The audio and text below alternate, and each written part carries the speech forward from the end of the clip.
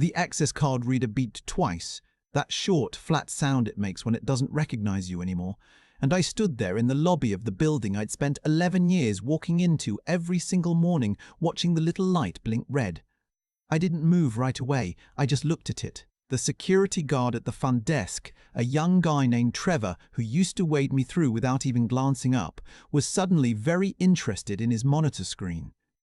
That was a Tuesday in March. The kind of March day in Calgary where the cold still has teeth, where your breath fogs up in front of your face and the sun is out but doing absolutely nothing useful. I had a coffee in my hand, a large dark roast from the Tim Hortons on 5th, same as every morning. I remember thinking it was almost funny. I'd just paid $4 for a coffee I was apparently no longer allowed to drink inside this building. 48 hours earlier, my daughter's fiancé had stood up in the boardroom on the 14th floor and told a room full of executives that the core algorithm powering everything Veridian Systems did, every contract, every government partnership, every dollar of revenue, had always been company property, that it had never been mine. He said it with the kind of confidence that only comes from having your future father-in-law sitting at the head of the table. Let me back up. I joined Veridian in 2013 as a senior systems architect. It was a mid-sized tech firm out of Calgary, mostly doing infrastructure software for the energy sector. Good company, solid work, nothing flashy. I spent the first 2 years there just getting my footing, learning how their existing systems talk to each other, figuring out where the cracks were. And there were a lot of cracks. The founder and CEO, I'll call him the old man, because that's how everyone on the technical side quietly referred to him, was brilliant in his day. He built Veridian from nothing in the late 90s, had good instincts for the market, knew how to close a deal. But by 2013, the software industry had moved in directions he didn't fully understand, and he knew it. That was one of the things I actually respected about him early on. He knew what he didn't know. What he didn't know was the scope of what I was building. By 2016, I had developed what I internally called the Veridian framework, a predictive resource allocation engine that could model energy infrastructure load patterns in real time and flag inefficiencies before they became failures. I'm simplifying it, but that's the core of it. The thing was, nothing like it existed in the Canadian market at that scale. I had built it over 3 years, mostly on my own time, often at my kitchen table in Airdrie at 11 o'clock at night, with a glass of scotch and my dog asleep on the floor beside me. I was careful. I had a lawyer, a good one, a woman out of Edmonton who specialized in IP law and had seen every version of this story before, and together we structured an agreement with Veridian that was clear. The framework was mine. Veridian got an exclusive commercial license for as long as I remained employed there under good standing. If I was ever terminated without cause, the license reverted to me automatically with 30 days' notice. The old man signed it himself. His exact words when he handed it back were, "Honestly, I'm just glad someone around here knows what they're doing." That agreement was filed with my lawyer, with the Canadian Intellectual Property Office, and in a secure backup I maintained myself, not on the company server. That last part turned out to matter a great deal. By 2019, Veridian had grown significantly on the back of the framework. They had federal contracts. They were doing work for 3 provincial utilities. There was talk of a public offering. The old man started bringing his son-in-law into the picture. His daughter had married a guy named Garrett, who had an MBA from Queen's and a smile that he deployed like a business strategy. Garrett had worked in consulting for a few years, which meant he knew how to present things and was very good at saying things that sounded precise without actually committing to anything specific. Garrett became VP of Product Development, which, in practice, meant he started sitting in on my technical briefings and asking questions that revealed he didn't really understand the answers. I was patient. I explained things multiple times in multiple ways. I wrote documentation that a reasonably intelligent non-technical person could follow. Garrett would nod, take notes on his iPad, and then in the next executive meeting describe what I'd told him using different words that were slightly, but importantly, wrong. I started keeping records of those meetings. My daughter, and this is the part that still sits strange when I say it out loud, was also working at Veridian by then. She'd joined the legal department in 2020, and I had been proud of her. She was sharp, careful, good at her job. We'd been close her whole life. Her mother and I had divorced when she was 12, an amicable split. We'd co-parented well, and she'd grown up steady and confident. I thought I knew her. She and Garrett had started dating while she was still articling. I'd had reservations, not about him personally, not at first, but about the optics of it. She was in legal, he was VP. I mentioned it once, gently, and she told me she was a grown adult who didn't need her father managing her relationships. Fair enough. I let it go. They got engaged in the fall of 2022. I took them both out to dinner at a steakhouse on 17th. I shook his hand. I meant it. What I didn't know then was that Garrett had been spending the previous 6 months having quiet conversations with the old man about succession planning, about what Veridian would look like after the IPO, about who should be positioned to lead it into its next chapter. And somewhere in those conversations, my name had come up, not as an asset, but as a complication. The old man had a stroke in January of 2023. It was serious enough that he stepped back from day-to-day operations almost immediately. Garrett became interim CEO within 6 weeks. He sent me a nice email, said he hoped we could build something great together, said he valued everything I brought to the company, said he wanted to have a one-on-one soon to align on vision. We never had that one-on-one. What we had instead, 8 months later, was a boardroom meeting I'd been called into without a clear agenda. I assumed it was about the federal contract renewal that was coming up. There were some technical specifications the government side had flagged, and I'd been preparing a presentation. I had my laptop, I had my notes. The room was full when I got there. The new board members Garrett had brought in after the old man stepped back. The CFO, the head of HR. My daughter. She didn't look at me when I walked in. Garrett was standing at the front of the room. He had a presentation on the screen behind him. The first line said, Veridian Intellectual Property, Organizational Alignment Review. I sat down. He talked for about 12 minutes. It was polished, I'll give him that. The argument, stripped of the business language, was this. The Veridian framework had been developed during my employment at Veridian, using Veridian resources and on Veridian time, and therefore under standard Canadian employment and IP law, it was company property. The 2016 licensing agreement, he said, had been signed informally and without proper board authorization, and Veridian's legal team had determined it was unlikely to be enforceable as written. He then said that given this clarification, my role at the company would be restructured. Effective immediately, I was being moved to an advisory position with a significantly reduced scope and compensation to match. He said all of this in the same tone you'd use to explain a new parking policy. I looked at my daughter. She was looking at a spot on the table about 18 inches in front of her. I looked at Garrett. I said, "Are you sure you read clause 14 of the agreement?" He said the agreement wasn't valid. I said, "Okay." I closed my laptop.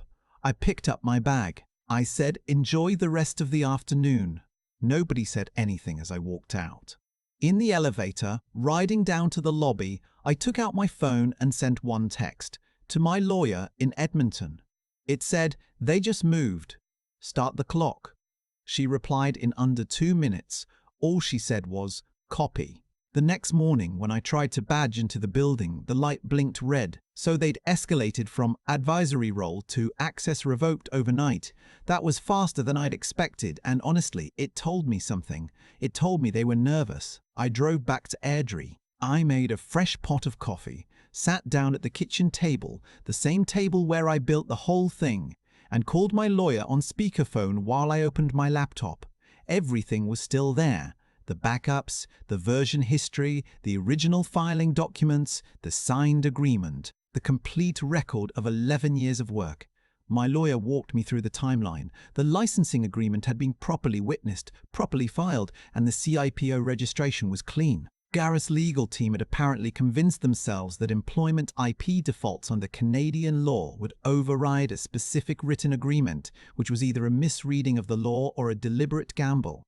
Either way, it was wrong. Clause 14 of the agreement was the one I'd mentioned in the boardroom. It stated that any attempts by Veridian to unilaterally claim ownership of the framework or to restructure the terms of the license without my written consent would constitute a triggering event. Upon a triggering event, the exclusive license would automatically suspend pending resolution, and Veridian would have 30 days to either restore the original terms or negotiate a buyout at fair market valuation. Fair market valuation, as independently assessed by a firm we'd specified in the agreement, had been updated the previous year as part of Veridian's IPO preparation documents. The number in that document, the number Garrett's own team had signed off on for prospectus purposes, was $2.3 billion. The clock had started the moment I walked out of that boardroom. My phone buzzed around 11 at night. I was in bed, not sleeping. It was a Calgary area code I didn't recognize. I let it go to voicemail. The message was short, maybe 20 seconds, a voice I recognized from the old days of the company, someone in legal who had been there before my daughter joined, a person who'd always been straight with me. The message said, "I don't know what's happening, but systems started going down after 6. Federal portal is down. The Alberta Utilities Commission interface is down. Nobody here knows what to do, and Garrett is on the phone with someone yelling. I thought you should know, that's all." I put my phone back on the nightstand and lay there in the dark for a while. I want to be honest about what I felt in that moment because it wasn't triumph, it wasn't satisfaction. It was something more complicated and quieter than that. 11 years. I had given 11 years to that company. Not because I had to, I'd had other offers over the years, good ones, from firms in Toronto and Vancouver, and once from a company in Seattle that had made an offer I still think about sometimes. I'd stayed because I believed in the work. I believed the work mattered. The systems I'd built were running critical infrastructure, real things depended on them functioning properly, and now they weren't functioning. Because of a decision Garrett had made in a boardroom without fully understanding what he was holding. That was the part that made me tired more than angry. By 7 in the morning, my lawyer had fielded calls from 3 different Veridian representatives. By 9, Garrett himself called her directly, which was either brave or desperate, probably both. He apparently framed it as a misunderstanding and suggested there was room for a conversation. My lawyer told him conversations were available, but that Veridian's legal obligations under the agreement were not subject to conversation. She laid out the options: restore the original terms within 30 days or enter into fair market buyout negotiations. In the meantime, the license suspension stood. Garrett asked what that meant practically. She explained, in clear and patient language, that it meant the framework remained suspended until the matter was resolved. He was quiet for a moment and then asked to speak to me directly. She told him that wasn't something I was available for at this time. I found out later, through someone who'd been in the room, that he spent most of that day cycling through different emotional registers. Anger, then attempts at charm with the board, then something that apparently looked a lot like panic. The federal contract officer had already been in touch asking for a status update on service restoration. The utilities side was worse. One provincial partner had invoked a reliability clause in their own contract and was formally flagging Veridian for the outage. An IPO that had been on track for the following spring was, depending on who you asked, now either delayed, complicated, or finished. My daughter called me that evening. I saw her name on the screen and I sat with it for a moment before I answered. She said, "Dad." I said, "I'm here." There was a long pause, long enough that I could hear her breathing and the background noise of wherever she was. I think she was in her car, pulled over somewhere. She said, "I didn't know about the Clause 14 piece." "I want you to know that," I said.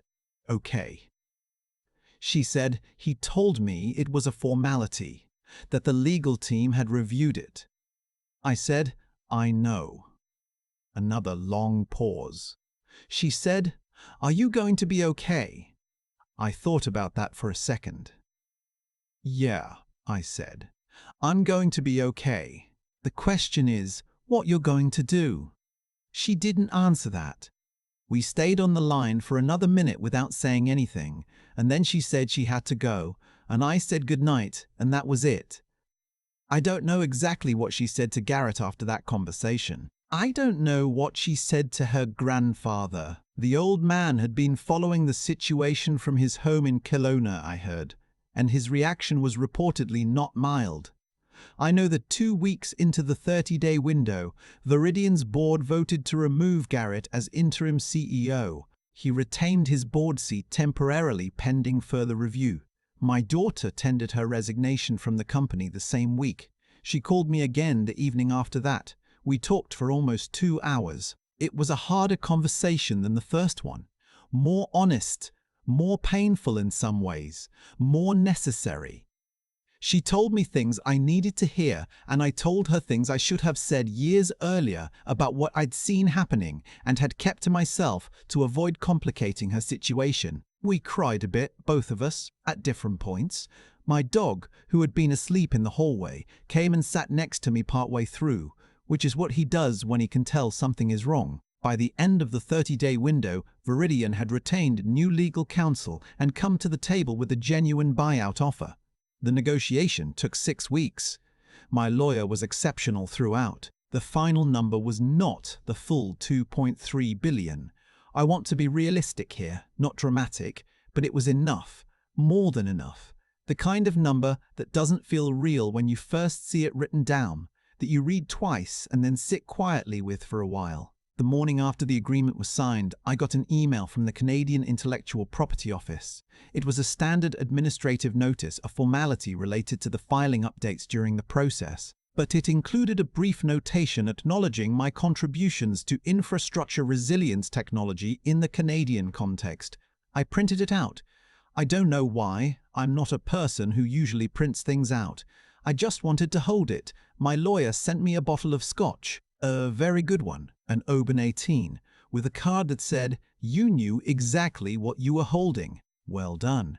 I poured a glass at the kitchen table, the same chair, the same old lamp in the corner, and I sat there for a while just not doing anything. My dog was on the floor. The backyard was visible through the window, and the trees were starting to come back after the winter, that particular pale new green that doesn't look real but is.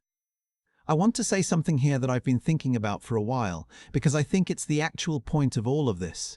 It isn't about the money. I know how that sounds. I know people say that, but I mean it in a specific way. The money was the resolution, not the point. The point was something else. When you spend years building something that actually works, something that keeps lights on and pipelines running and systems talking to each other the way they're supposed to, that's not nothing.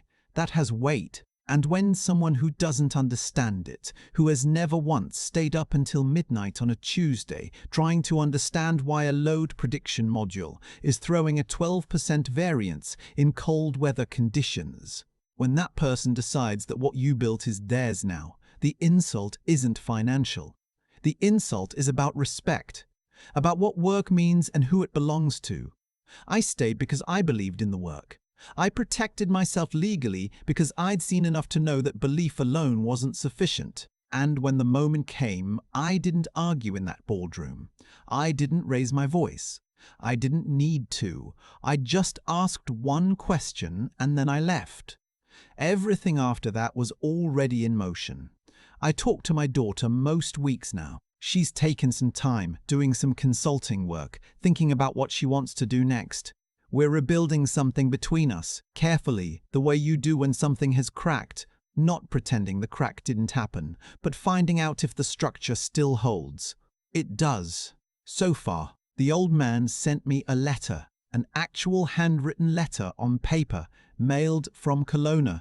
It was 3 paragraphs. He apologized. He said he was sorry for not protecting the agreement the way it deserved to be protected. He said he was proud of what we built together, and that it had kept him going, knowing those systems were still running out there, still doing what we'd designed them to do. I wrote back. I told him I didn't hold it against him.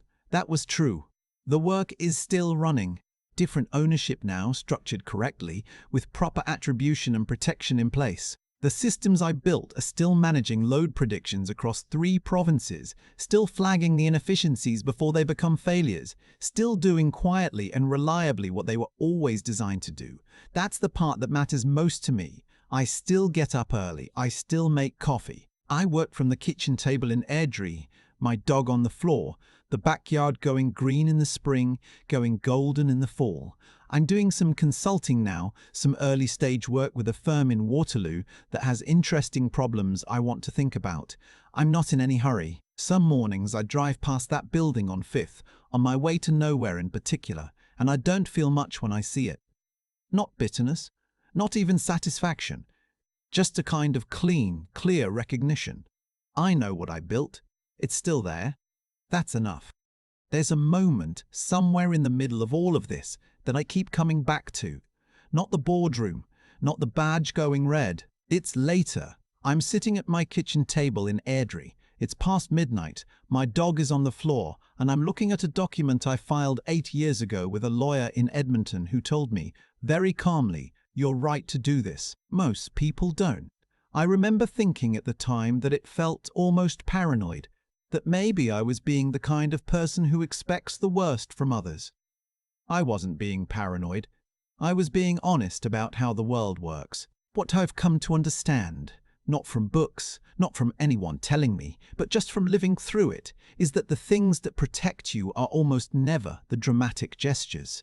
They're not the arguments in the room or the raised voices or the grand confrontations. They're the quiet decisions you make years earlier, when nothing is wrong yet, when you sit down and think carefully about what you're building and what it's worth and who has a right to it. That kind of thinking requires something most people find uncomfortable, the willingness to take your own work seriously enough to defend it before anyone tries to take it.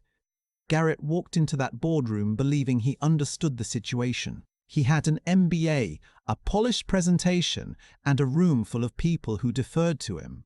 What he didn't have was any real understanding of what the Veridian framework actually was, or how I'd protected it. And that gap between confidence and comprehension was where everything fell apart for him. Not because I was vindictive, because the agreement I'd signed in 2016 was simply accurate about what the work was worth and who it belonged to. I think about my daughter Leanne a lot when I reflect on all of this. She's sharp and she works hard, and she made a choice to stay quiet in that boardroom. That cost her something. Not my respect, not permanently, but her own. I watched her work through that over the months that followed, and what I saw was someone doing the harder thing, not defending the choice, but examining it. That takes a kind of honesty about yourself that is genuinely difficult. I'm proud of her for it. The 3 things that got me through this, and I'm not trying to turn this into a lecture, I'm just being straight, were pretty simple. I did the right thing with the agreement from the start, even when it would have been easier not to. I understood what I'd built well enough that no one could talk me out of knowing its value. And I didn't quit. Not in 2016 when I could have left for Seattle. Not in the boardroom when Garrett was presenting his slides. Not in the weeks after when the outcome was still uncertain. Integrity, clarity, and the kind of quiet persistence that doesn't announce itself, those aren't abstract virtues, they're practical ones. They're what you have left when everything else gets contested. The systems I built are still running. The work is still there. That's the part that was never really in question.